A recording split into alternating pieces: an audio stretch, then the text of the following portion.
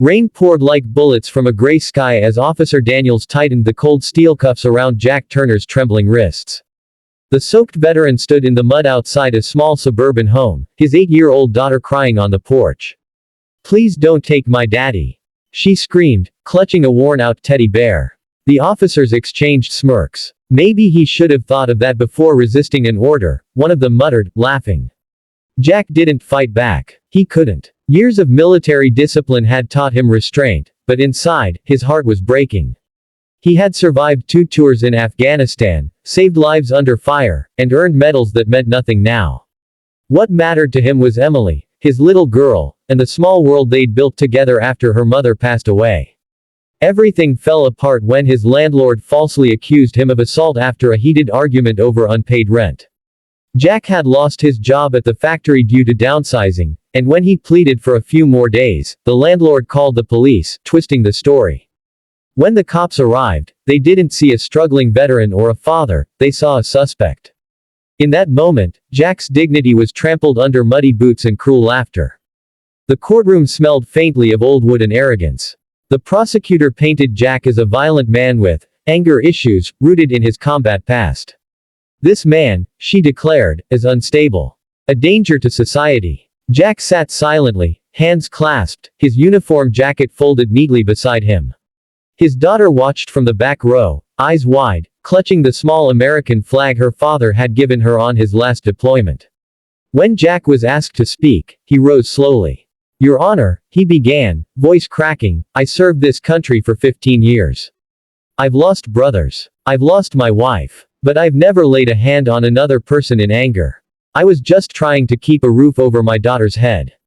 A few people in the courtroom shifted uncomfortably, but the judge seemed unmoved. The landlord smirked, thinking he'd already won. Then, the doors opened.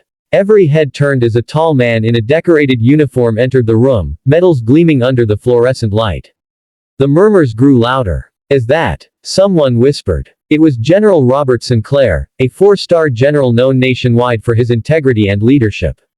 He walked straight toward the bench, eyes cold as steel. "Your Honor," he said, voice deep and commanding, "this man is Sergeant Jack Turner, one of the finest soldiers I've ever had the honor to command." The judge blinked in surprise. "General, this is highly irregular, so is throwing away a man's honor because of ignorance," Sinclair interrupted sharply. He turned to face the courtroom. "Sergeant Turner saved 6 men in Kandahar. He carried them through enemy fire while wounded himself. I was there when he refused evacuation so his men could live.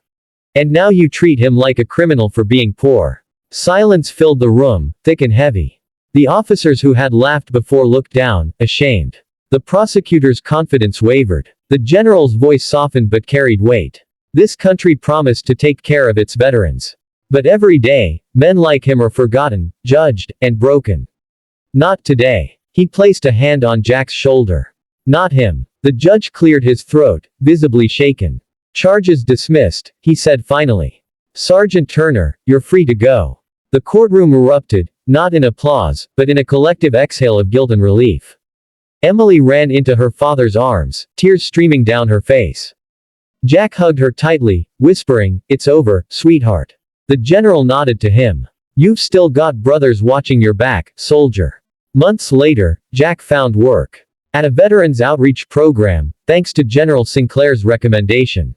He dedicated his time to helping other former soldiers find purpose again. The same officers who had arrested him once volunteered at his events, their eyes avoiding his, but their respect genuine. One evening, after a long day, Emily handed Jack a crayon drawing. It showed her, him, and a man in a general's uniform under a bright sun. At the top, she had written in shaky letters, "Heroes never quit."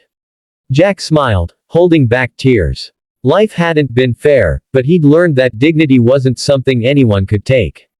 It lived in how you stood back up after being knocked down. And as he tucked Emily into bed that night, he whispered a quiet promise to himself and to all who had ever been broken by the world: "We rise again."